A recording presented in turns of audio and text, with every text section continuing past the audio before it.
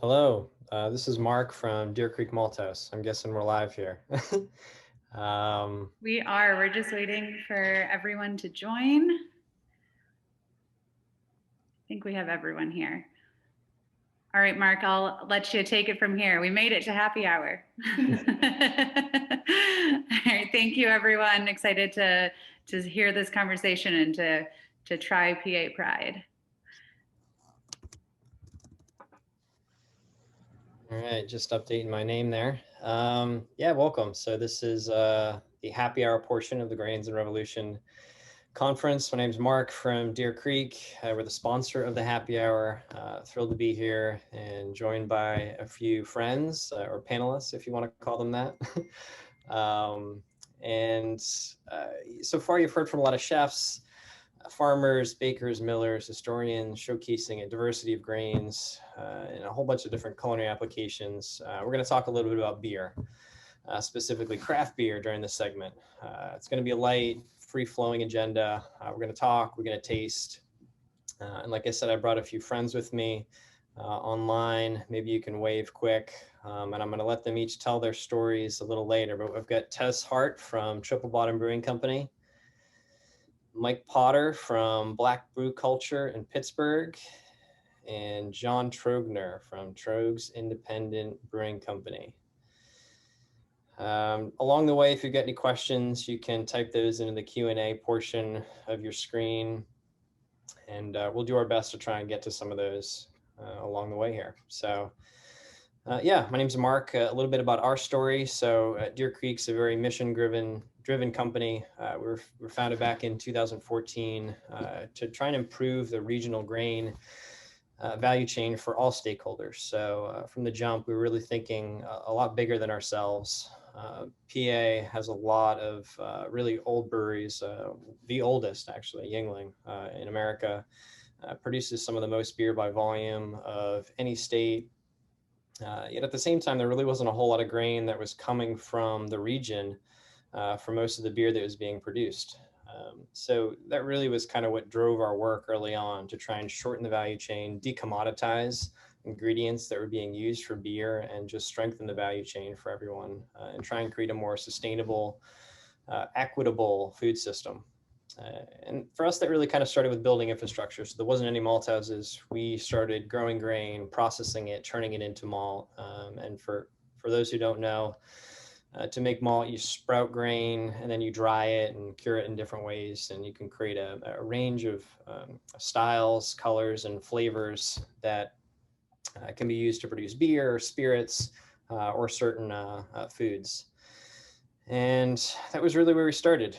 Worked with a lot of farmers and agronomists and other folks in the area to try and build awareness and provide resources for those who were trying to either grow grain or process it or use it in their breweries or distilleries.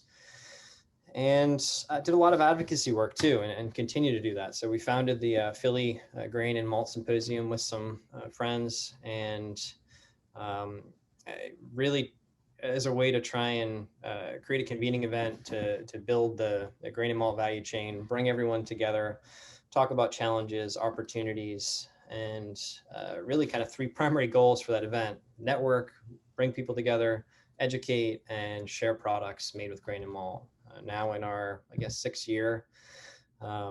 This past year, we brought a consumer-oriented component to the event, which is pretty cool, called the Grain Train, and had some immersive consumer-oriented experiences where people could be in the kitchen or in the brewery talking and tasting and learning from some of the practitioners. So it's a pretty cool way to get more consumer engagement this past year. And we also do a fall harvest field day called Maltapalooza. Partly why we're sponsoring this happy hour this year, given some obvious public health challenges. We teamed up with our friends at Chatham Craft to sponsor the happy hour, and this is kind of doubling as virtual Maltapalooza this year. But Maltapalooza really is a way to just bring people out to the farm and enjoy some beer and food made with local grain. We usually have live music and hay wagon rides and all sorts of activities. Even let people turn the malt with a shovel. But because we couldn't do that this year, we're doing an online event, and also decided to brew a collaborative beer with a bunch of breweries in Pennsylvania. And since you couldn't come to us, we thought we would bring some beer to you. So I've been babbling here enough. With that, why don't we slide into the tasting portion of the agenda. I don't know if any of you online have been able to get a can of PA Pride. It just released today. It's we're going to talk and taste, and hopefully, actually, I think we may be able to do a poll. If any of you online are drinking PA Pride or in PA, let us know. But yeah, I'm going to try and crack this and pour it without spilling it all over my laptop here. And I'll tell you a little bit about the beer while I'm pouring, and then I'll let some of the panelists chime in here and tell you what they're tasting. So this was brewed with 100% Pennsylvania grown barley and spelt, hull-less organic spelt. And you can see that it's pretty hazy. So the style of beer is a hazy pale ale. It's intentionally not clear, and the spelt is actually contributing a lot of that haze to the beer. So all PA grown. It's got Simcoe, Citra, and Cascade hops. The hops are not local. Neither is the yeast. We used London 3 ale yeast from Y Yeast. And yeah, we brewed a beer. So I'm going to take a sip here, and maybe Tess and Mike or John can chime in and tell you what they're tasting. Yumminess. It's delicious. Yeah, it's I mean, it's like a juice bomb, right? But it feels a little bit lighter and more balanced than a lot of them. You get a lot of mango up front, but a nice bite sort of as it's crossing your tongue, and then you get some more fruit at the end. So it's a really nice beer. Very good. Nice and juicy. Little mango, like you said. I can definitely smell the grain, which is a good thing. Yeah, it's delicious, man. Great job on this one. Yeah, there's definitely there's a lot of hops. So, I mean, that's definitely a predominant characteristic. All late additions. So for the non-brewers, that's at the end of the boil, primarily during the whirlpool, and then some dry hop as well. So after the fermentation was finished, some hops are actually added to the fermenter. And yeah, a little bit of, I think some malt characteristics still come through. The spelt, in addition to the haze, is contributing some mouthfeel too. It's got high viscosity, and hopefully it's helping a little bit with the foam retention too. So yeah, I think it's tasty. It's a beer flavored beer. That's great, man. The new beer flavored beer. Yeah, I like how the nuttiness of the spelt kind of comes through. Maybe a little peanut shell coming underneath the passion fruit and the grapefruit citrus of the hops is awesome, and balanced with a little bit of residual body there. I'm not quite sure where that's coming through. Maybe with the malts or some other additions, but yeah, it's delicious. It really coats. It covers the potential hop burn from all those hops nicely, and balance it really makes it really smooth. Very delicious. And my dog keeps running in and out of the room. So I know we talked about not having kids running in and out, but I can't help the dog. He has total control over everything. I keep hearing our dog scratch on the door to the office right now. So yeah, Max will literally, he has gone through doors before, so I can't not stop him. The other thing that we've noticed from brewing with spelt, and I mean, we're maltsters, we are not brewers, but from our limited experience brewing directly with spelt, it has that nutty flavor that you described, but it also has kind of a drying, bitter effect on the palate, and it's almost perceived like hop bitterness. So we didn't use any bittering hops for this, and I still think you get kind of a back of the tongue kind of bitterness from the spelt, which kind of balances some of the flavor hop. I personally like that. I like how that livens it up a little bit. Often beers without bittering hops or some kind of, you know, addition to liven it up are flat. So this has a nice dimension that brings, you know, through the flavor of the hops, but also I guess it's the grain in this instance, you know, the balancing aspect of a little bit of bitterness, which is awesome, and unexpected to have that from a grain. Didn't think that could be a thing. I've had that come through in bad ways before, but that's great to hear that, you know, you can bring that through organic spelt. Like that's pretty cool. I learn something every day. Yeah, so this was brewed at Susquehanna Brewing Company. I guess I failed to mention that. And it's part of a statewide collaboration. So 40 other breweries were involved, mostly in spirit. We couldn't all get together for the brew day. And there's a map actually on the Craft Chatham website of where you can find it. It released today, like I mentioned, and hopefully some people are able to get their hands on it and taste it before it's gone. Yeah.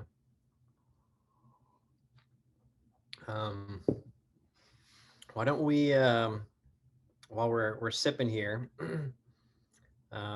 Mike, I know we've got a video that's kind of an introduction to both yourself and black brew culture. Excuse me. So maybe we can get that teed up. It's a pretty unique and historic event that I'm really just kind of learning about. Month-long observance of black beer and food culture. And I think this is a nice way to kind of introduce you and let you tell your story. Yeah. So yeah, I'm founder, CEO of Black Brew Culture, and co-founder of Blacktoberfest, and it's just it was our way of putting on an event that showcased the talents of Black brewers. We wanted to demonstrate how we could produce a product through group economics from the beginning to the end, with the name of the beer itself, the design of the can label, the actual recipe, where it was brewed, and how it was distributed. This was our effort to showcase that, you know, we could do a circular economy and put out a product that was distributed again by all Black-owned companies. So I'm not sure if you have the video teed up yet, but we can get into that, and I can probably explain a little more after you see that.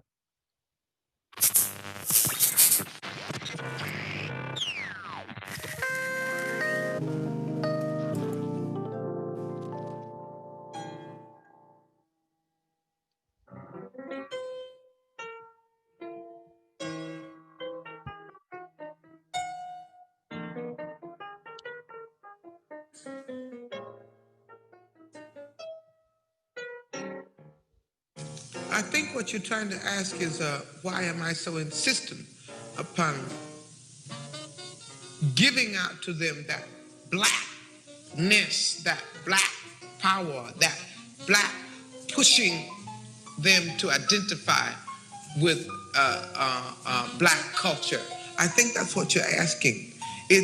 I have no choice over it. In the first place, to me, we are the most beautiful creatures in the whole world, black people. I mean, and I mean that in every sense, outside and inside. And to me, we have a culture that is surpassed by no other civilization, but we don't know anything about it. So again, I think I've said this before in the same interview, I think at some time before, my job is to somehow make them curious enough or persuade them by hook or crook to get more aware of themselves and where they came from and what they are into and what is already there, and just to bring it out. This is what compels me to compel them. And I will do it by whatever means necessary. When I'm finished working, as tired as I am, and my work completely takes all my energy, unfortunately. But when there are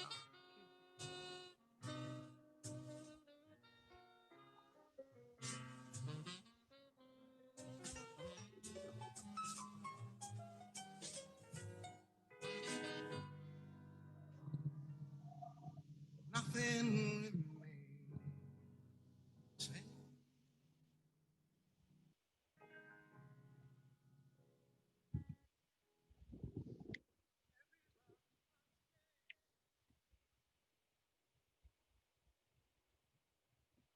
All right. So yeah, that is the trailer for the documentary for this whole process.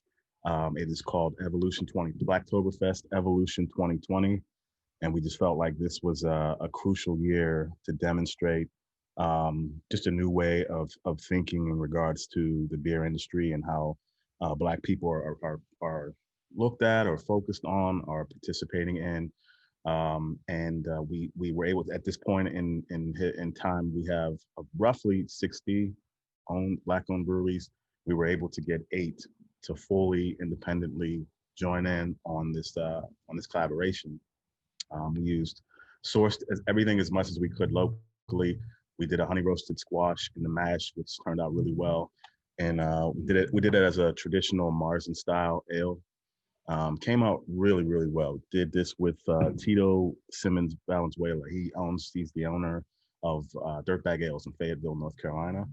So we were able to have Black Frog Brewery, Harlem Brew, Sankofa Brewing Company, Spaceway Brewery, Brew and Feed, Montclair Brewery, Cajun Fire Brewery, and I think that's it. And of course, Dirtbag himself. And it was a really good collaboration. Like I said, it was everyone was able to make it out from start to finish, and ended up with a successful beer festival, which is kind of tough to pull off with this time that we're in. But we were able to keep it safe and managed to get that, the initial first year of the festival. So looking forward to building upon this next year. One of our bigger goals for 2021 is to kind of bring in some of the farmers, and so this is a great opportunity for us to learn more about farming, grain, malting, and get Black farmers connected with Black brewers, which is something that's been on the agenda for a couple of years now. And now with this festival, we're really able to move forward and start talking about broadening that conversation. And this, correct me if I'm wrong here. So Blacktoberfest, this was the first year that you guys did the festival. Yeah. Right. But First, you started Black Brew Culture a little while ago. Like, yeah. Tell us a little bit about your journey and kind of how you got started, and what you've learned along the way. So I started out with Black Brew Culture in 2015. I was kind of doing some home brewing. I'm not that successful at it at the time. Did a couple of Pliny clones that came out pretty well, but my aspirations in the beginning was to start my own brewery.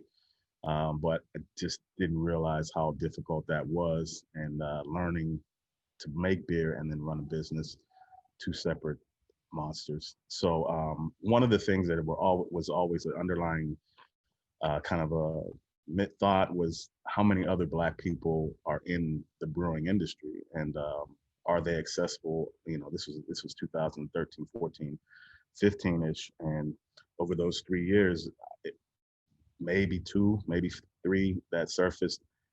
So I kind of got interested in that, and how that could be put together into a network, how those people could be represented through a platform of some sort.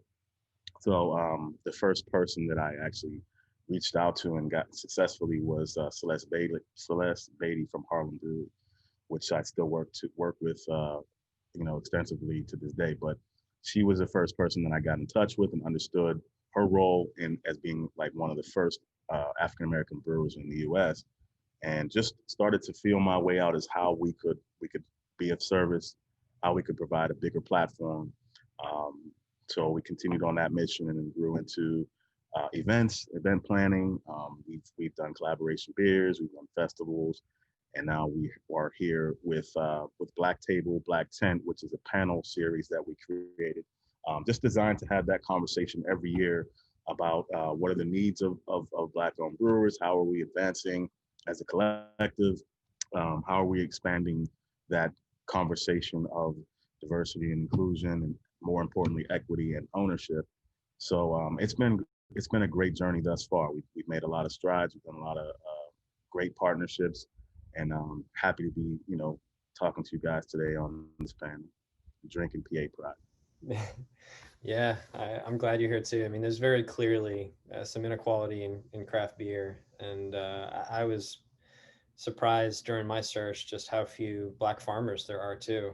and was involved with a few of the Black is Beautiful collabs in Pennsylvania this past year, which is a really cool thing that the folks at Weather Souls started. Yeah, definitely. We actually brewed a beer with John at Tröegs. Okay, yeah. Which is really cool. Were you guys involved with the Harris family collab? Okay. Yeah. John can probably speak a little bit more about that beer, but it was pretty cool. Nice. Yeah, I mean, the beer was born. I mean, we took guidance from the original collaboration beer, but ultimately kind of made it our own. And we really like to sit down with people and when we do collaborations and talk about flavor and inspiration and ingredients and how ingredients and that like storytelling can come forward through in taste and beer. So ultimately landed at actually a cornbread inspired recipe. So we brought in some Pennsylvania corn and made a lager, actually not a stout like the original collaboration was. So we made a dark lager and really drove from the Harris family brewery's inspiration into a recipe. So that was super fun. Each collaboration we do, we like to try to make different and inspiring and fun and try to learn something. So in this case, it was learning how Pennsylvania grain or corn actually combines with a lager and a dark lager in this case, and create some really fun flavors. So yeah, it was fun. Yeah, those guys were excited. I remember when they first told me about it. I had spoke to Tim and Sean, and they just let me know that they were working with you guys and just kind of kicked around what the initial thoughts were on the recipe and the beer. And I was excited for them. They were pumped up, man. And yeah, I mean, when we first sat down and started talking about recipes, I think they thought I was crazy. I was like, just kind of poking, like, what about this? What about that? And like, we're all over the board and we're talking about recipes. And at first they were like, what is this guy doing? But eventually like pulled in I think it was Sean's aunt's cornbread recipe. I don't even know where it came from. We were talking about picnics in summer and like what people bring and the kind of foods you have. And we're like, cornbread. Oh shit. Yeah, no, we can run with that. Like, and especially the charred layer and when you make it in a cast iron pan, you get that like Maillard and really nice charred flavors. We're like, oh yeah, like we can dial this into a beer recipe pretty nicely. Nice. So it was funny how that came together. You never know what's going to come from a conversation. So you kind of go into it with a total open mind and just like keep poking and prodding. And that was awesome. That was super fun. Yeah, it's dope, man, that you, as a larger brewery, I've been to Tröegs a couple of times and really enjoyed it. But it's really nice to you guys, as a larger brewery, can collaborate with smaller breweries and, take the chance, jump out there and put a product out that it's not traditionally along your larger scale releases. So, tip your hat to you, man. Thank you. Continue. Yeah, I try to get out of our comfort zone as often as possible. So the more uncomfortable we can make ourselves, I think the stronger brewers we can be. Great. Was the beer on tap in the tap room? Absolutely. Yeah, we had it on tap. We canned it. So we had a small can release. Unfortunately, it was in the middle of COVID, so that did restrict our ability in general to do much with it. But that was definitely something I wish we could have if COVID wasn't a thing, we could have had it in restaurants all around central Pennsylvania, and we really could have opened up, exposure to the concept. Because outside of our bubble, most people don't understand what Black is Beautiful collaboration was. So that was our goal originally, was to kind of like expose more people to that, but it kind of got snowballed. But yeah, we had fun with it. It was awesome. It was great. One last quick question, and I don't know where we're at in time, but how do you think? What do you think the results were? Did you kind of do any metrics on what might have yielded from the actual collaboration itself? Not in regards to sales, but in regards to just awareness and kind of, the beer, getting it out there and getting the story told. That, we ask ourselves that all the time, and not just with that collaboration, but with small releases in general. And we're not able to capture the data that we need to know, like what it reached or what it meant to people in general. I will say, so sales is a great metric for us because, you know, if we, especially for an in-house release only, so if we don't get the word out, then people don't show up to buy it. So it's anecdotal evidence, it's not direct evidence, but we've gotten more community outreach from people excited about the cause than really anything else we've ever done. And we've done a lot of different beers that benefit a whole lot of different charitable organizations. I mean, we did beers that all the proceeds went to gift cards that went to frontline workers. We did beers that try to preserve land for the Kitty Titty Ridge through Nature Conservancy. Like, we've done a lot of different cause beers is kind of how I see it. And none of them had the same emotional connection that it did with Black is Beautiful. So we definitely saw a non-traditional response to that beer, which is great. Like, it's people I would have never really expected would reach out and was like, dude, I love the beer, but I also love why you did it. And that's not normally like what we'd see. So that was super fun. Like I constantly am trying to figure out how we can connect emotionally with our consumers and our customers on a very personal level. Like I love so Mad Elf for us, we have grandmothers that come in and buy Mad Elf because they want to have it home for when their kids come home, and now when their grandkids come home, because now it's part of their like holiday tradition. And so every beer, like if it could live up to that, it was like, holy shit, like that's fucking amazing. So we haven't seen that kind of emotional connection since Mad Elf, but we did see it with Black is Beautiful. So that was phenomenal to see. Community outreach on all levels. Like anyone, like the typical people you wouldn't think would be like, yeah, dude, this is awesome. Like it was super cool to kind of like, I don't know if you could say bridge that gap, because that's a bit of a stretch, but like just people accepting and wanting to try it and be a part of it, which is super cool. Well, that's awesome, man. We all appreciate your guys' efforts and continue to do great work over there. I apologize, there's a little background noise, but hopefully it's not interfering too much. But yeah, man, thank you guys for the conversation, and I guess you'll continue on with the next panels. Always open for that. Absolutely. Right on. So we got an interesting question. I'm trying to keep an eye on the questions that are coming in, and I don't know the answer to this just because of how few Black brewers I know and beers that would have been involved with like this. But the question is if we know of any Black brewers who are performing African brewing rituals and or brew using traditional African grains, which I thought was an interesting question. So I know we have not malted too many of those types of grains, ancient grains, because they don't grow pretty well in this region, with the exception of sorghum. So we have malted sorghum. We've made some sorghum based beers, but I don't know, Mike or John, do you know anyone who may be using grains or doing some traditional rituals when they're brewing? Well, I'm not sure about the rituals per se, but that's something that we always kind of continue to explore, as far as that gap between, or that bridge between Africa and African American in the United States. But I can name 3 companies that are exploring that, and that's one is actually brewer, I should say. Garrett Oliver did sorghum, is it? He did an outstanding beer with sorghum, and I can't remember who he actually collaborated with that, but it was a Black chef in Brooklyn, and it was a phenomenal beer.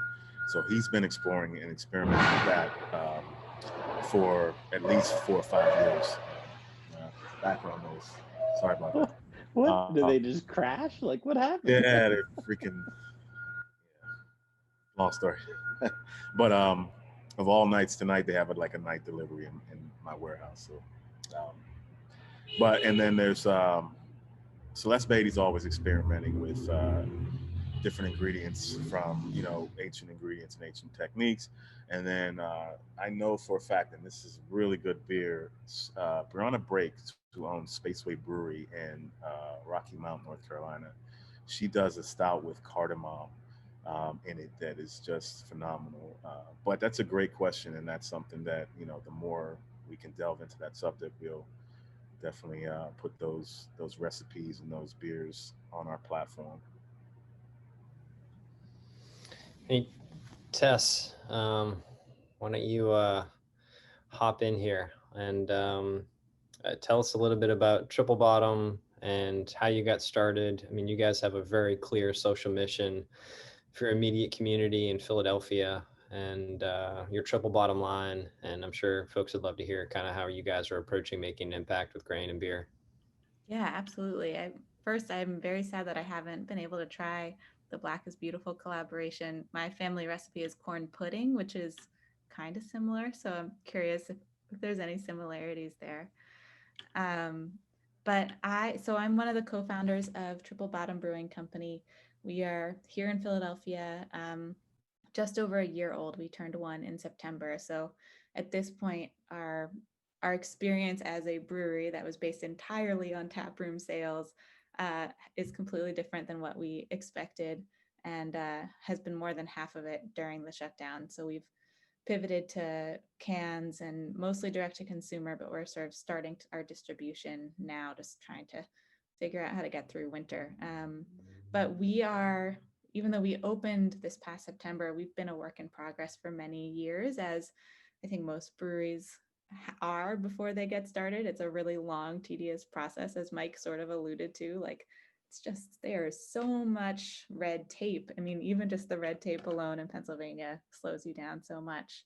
But I think what that did for us was it gave us the chance to really establish our identity and our mission, because we spent so much time not being open, but having this vision and being able to sort of shape it and build it as we were getting everything else in place. So we're called Triple Bottom Brewing Company because we have a triple bottom line. A lot of businesses have like one bottom line, which is their profit margins. We also, we call our bottom lines beer, people, planet. So it's also like, how are we affecting our community? How are we affecting the environment? It's kind of like a business school wonky term, but it's also something we wanted to have in our name as a signal to people who knew about social enterprises and could sort of see that that's something that we were trying to hold ourselves accountable to. And I think the biggest element of that triple bottom line for us is these amazing partnerships we have with nonprofits here in Philly that were grown over many years of just like learning from them about their work. So we work with Project Home and the Mural Arts Restorative Justice Program and the Youth Sentencing and Reentry Project. And they've advised us all along the way in terms of how do we become the type of employer who can create a safe and good environment for people returning to the workforce from experiences of homelessness and incarceration. And so that's the mission. We're a fair chance business. Our team is amazing.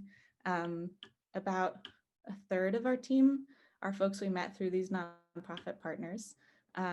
It's also just like, it's a very different team than a traditional craft brewery. Like half of us are women, half of our team members are people of color. People joined our team having never had craft beer before.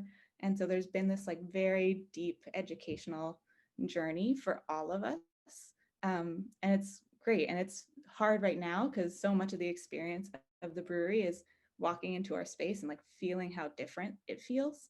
But we're still all connected. Our team was all giving each other rides to the polls the other day. So it's been a pretty good ride so far.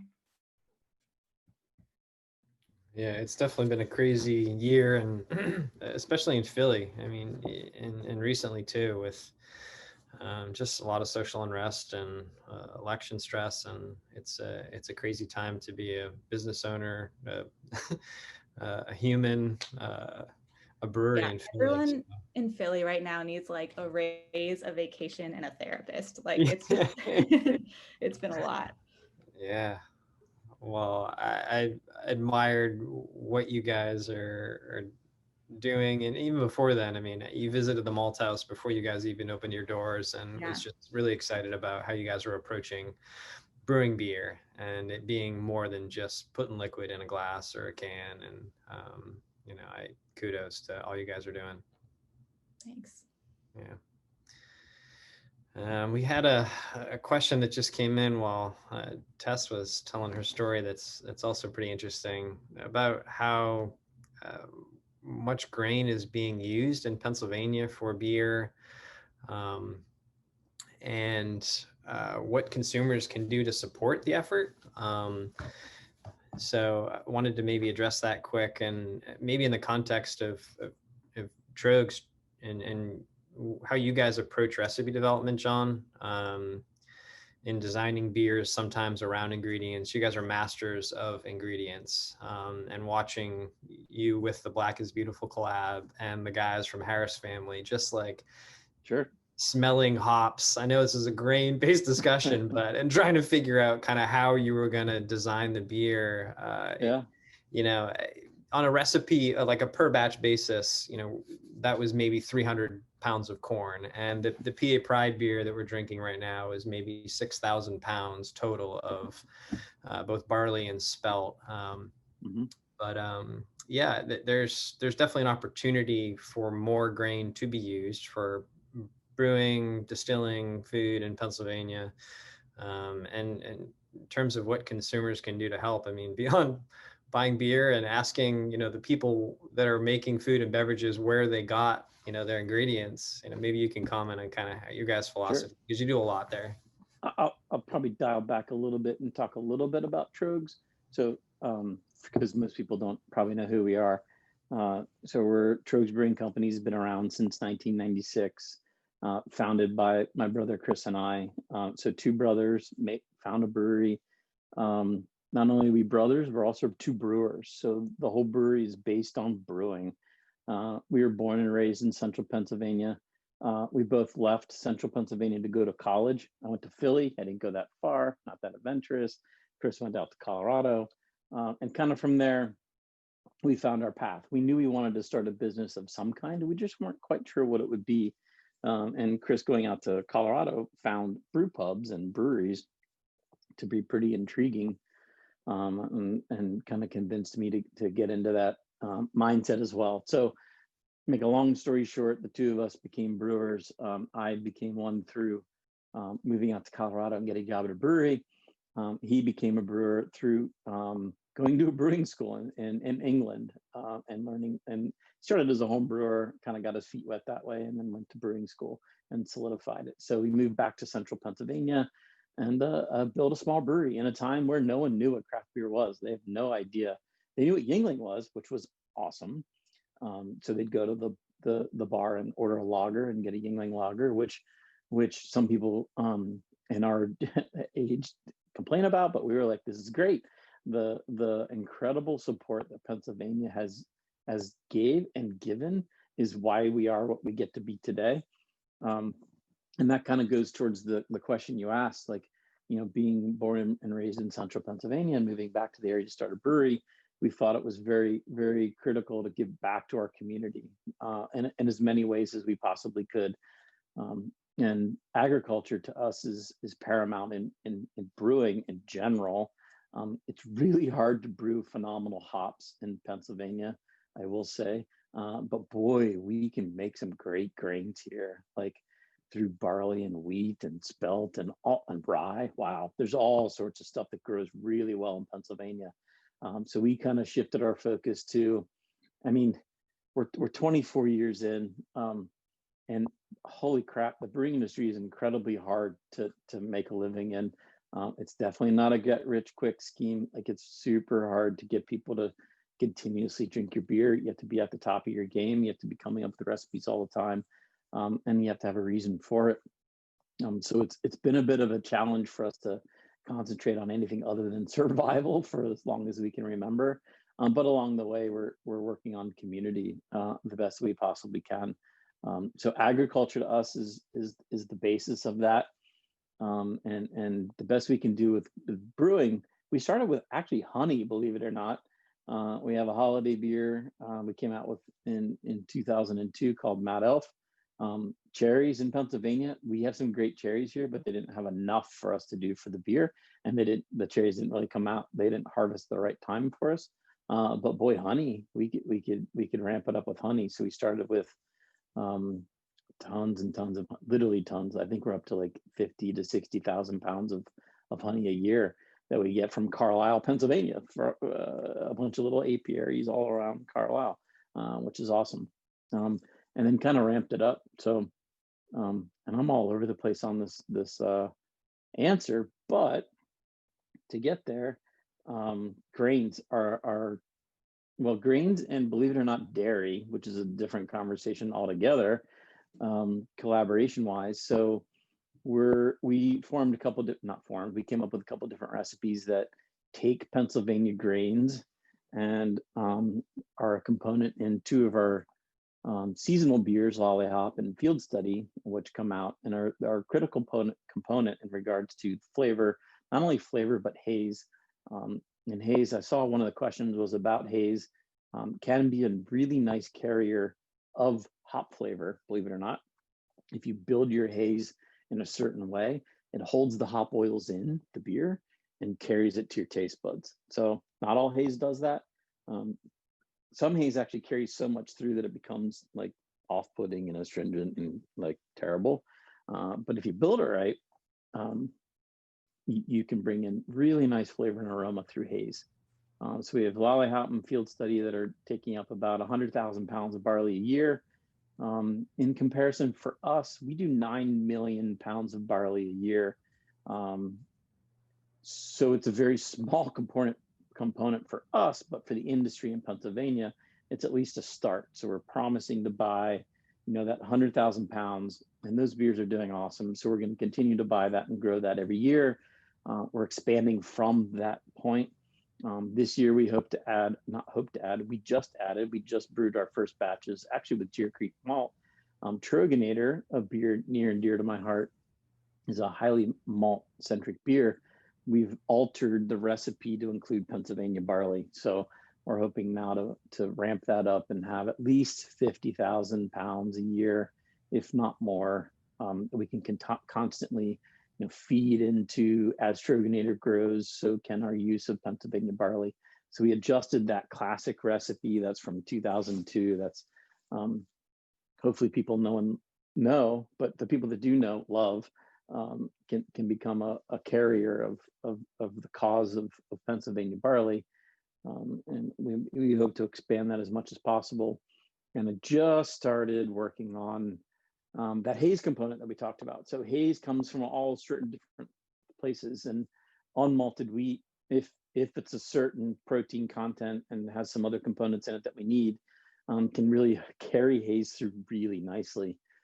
So I started working with a mill house, bringing in some unmalted wheat that can carry haze in some of our hazy beers. And those are not only original recipe or existing recipes, but we hope to incorporate them in some new ones that I'm working on. So Pennsylvania unmalted wheat, whether it be organic or not organic, will be a large part. So we're hoping to ramp up to about 200,000 pounds in 2021. Out of 9 million, I know that's a small percentage, but 200,000 pounds, I think that's a pretty good pledge for Pennsylvania. I hope it's a good pledge for Pennsylvania. It's as best as we can do for now, but we're definitely dedicated to expanding that as much as possible. John, are Yeah, you no, working? I think that's a great answer. Yeah, go ahead, Tess. Sorry, I'm amazed at that quantity. I know it's a small percentage of what you do, but to a small 10-barrel brewery, it's enormous. Are you working with just a ton of small grain farmers, or do they sort of combine to malt together?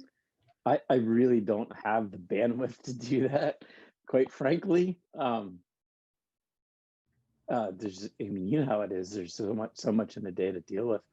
So I rely on people like Mark to work with the farmers to really dial in how, I really need them to take care of farming, harvesting, storage, and then malting. Because I don't have the people or the bandwidth to do that. So, people like Mark are critical to that chain of supply. Yeah, and it's part of what we viewed as our mission and our job when we started making malt. And since then, I mean, there's now, I think, 4 other small malt houses in Pennsylvania, and other people trying to help connect farmers with brewers, distillers, bakers, and shorten the value chain and increase utilization. And same thing's happening in other regions.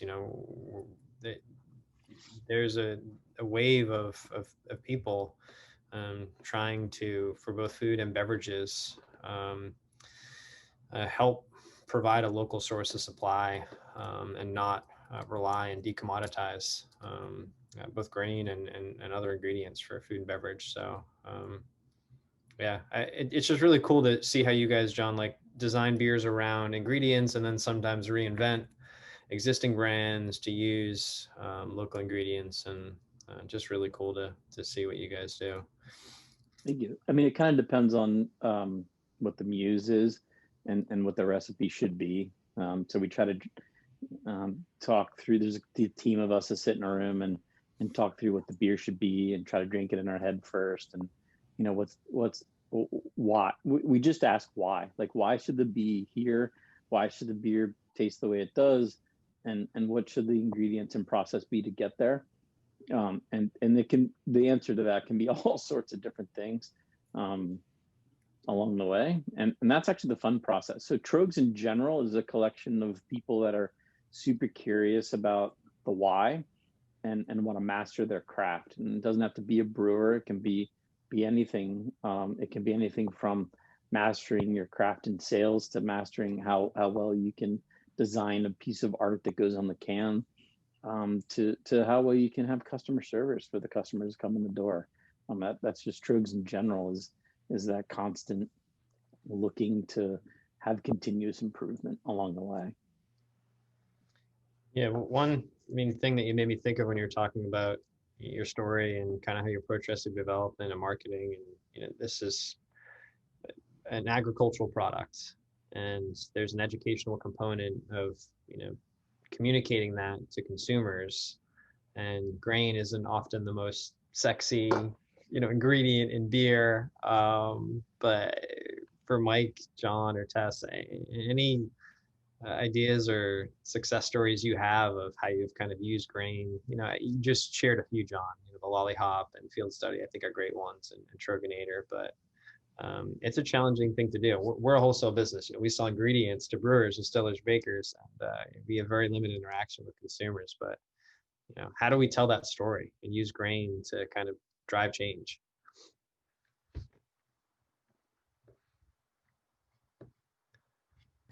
Tess? Yes, good answer. All the answers. No, I have no answers, but I do think that there's something really special about craft beer and craft beer customers, that they are looking for a story. And that's one of the reasons that we built Triple Bottom the way we did, that we wanted beer and a brewery to be central to this other mission of creating opportunity. It's because I, as a craft beer customer going to breweries all over, when I was just first learning about it, I wanted to know how the beer was made. I wanted to know why the beer was made, to John's point, like that question, why. And I think that was, maybe I was like extra curious because I ultimately ended up starting a brewery, but I think that was something that was really shared, that people go into breweries with an open mind, and a curiosity. And so I don't know the answer to how we tell that story, but I do think that people are interested in hearing it. And I think that's a really good place to start and to continue to build on. Yeah, I agree, and I really hope that in 2021 we can tell a few more stories about Black-owned farmers getting into the process, the supply chain, value chain.